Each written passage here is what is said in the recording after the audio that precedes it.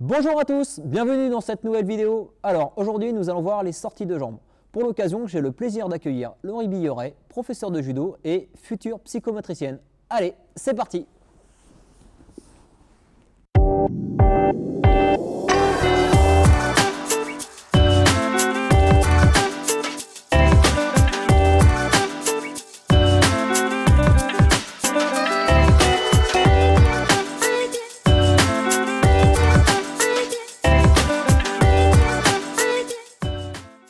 Alors avant toute chose, on va voir comment bien verrouiller la jambe. Donc, pour effectuer un contrôle de jambe, Uke va venir enrouler sa jambe autour de la mienne et venir verrouiller en mettant son pied dans le creux de son genou.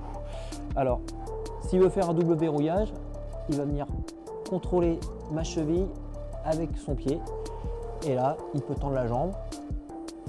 Et là, je suis vraiment bien verrouillé. Donc aujourd'hui, on va voir que les sorties de jambes avec un simple verrouillage. Donc, le simple verrouillage, hop, creux du genou, là. Pour éviter de vous faire double verrouiller, un conseil,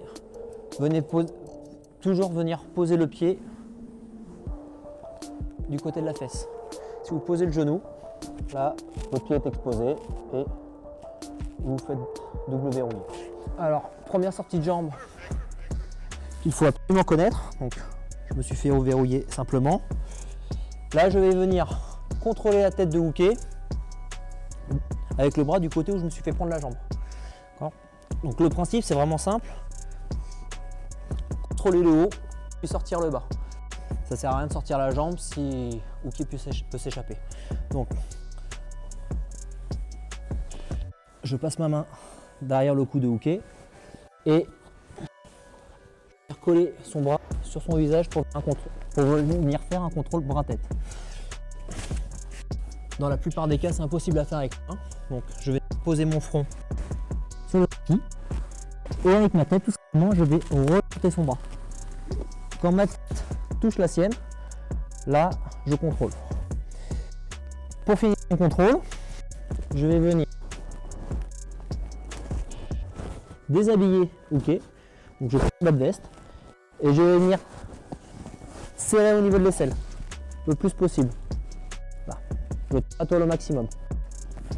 Pour être sûr que mon contrôle est bien fait, il ne faut pas que Uke puisse redescendre son bras le long du corps. Vas-y, essaye. Là, elle est verrouillée.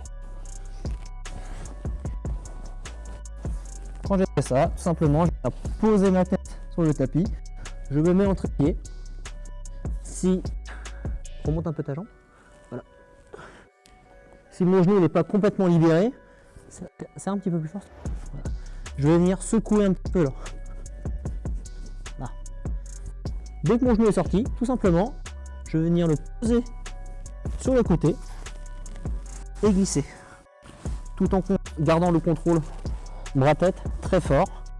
Et avec ma jambe de libre, je pousse pour dégager ma jambe. Et là, j'arrive sur un contrôle type katagatame. Alors, deuxième possibilité, toujours pareil, je vais venir contrôler la tête de Uke avec le bras du côté où ma jambe est prise.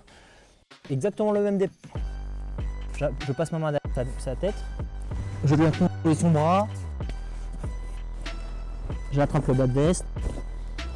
Et là, la seule différence, c'est que au lieu de poser mon genou du côté où je me trouve, je vais lancer ma jambe libre de l'autre côté. De cette façon-là. On va se tourner un petit peu. Alors, ce qui est important, c'est que au moment où je jette ma jambe, je appuie le plus lent possible, très fort. Parce qu'il y a un risque que Uke ponte et me renverse. Et là. Et là, je suis coincé. Donc.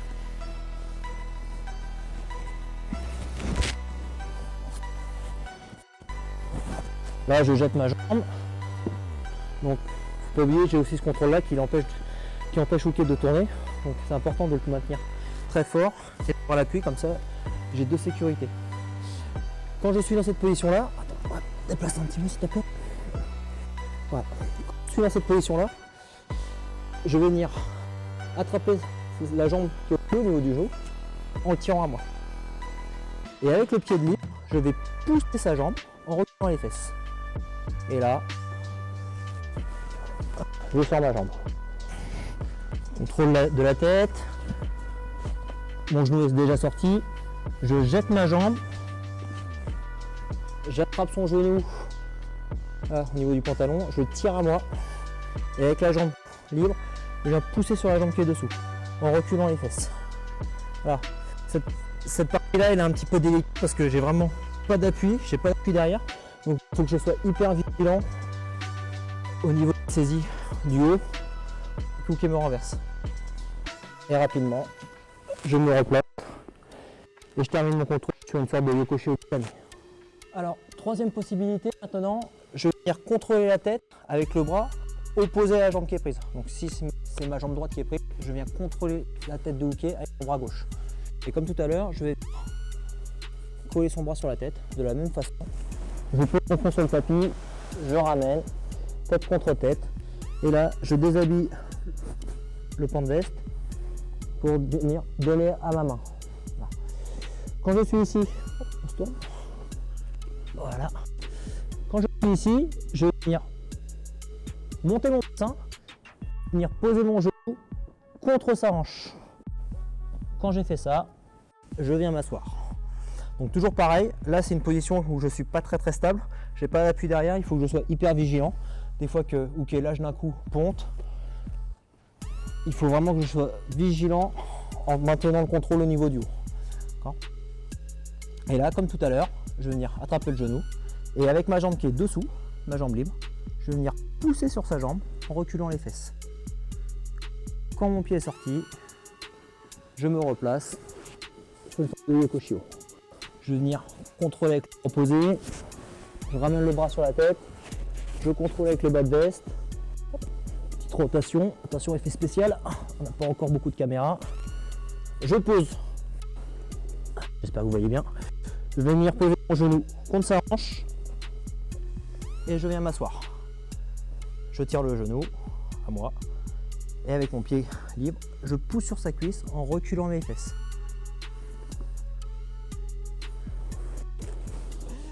Voilà, c'était 3 dégagements de base à maîtriser, donc vous pouvez les refaire chez vous sans problème.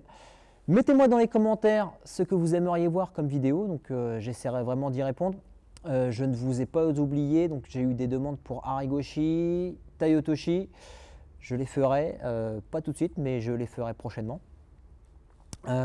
Pour ceux qui ne sont pas abonnés, si vous voulez suivre plus de vidéos, bah, c'est très simple, vous vous abonnez, vous cliquez sur le bouton s'abonner, vous n'oubliez pas de cliquer sur la cloche pour activer les notifications. Et j'en profite pour faire de la pub à Laurie, qui a une page Instagram Psychomote and Judo. Donc si vous êtes friand de situations pédagogiques vraiment originales et ludiques en judo, c'est cette page-là qu'il faut aller voir.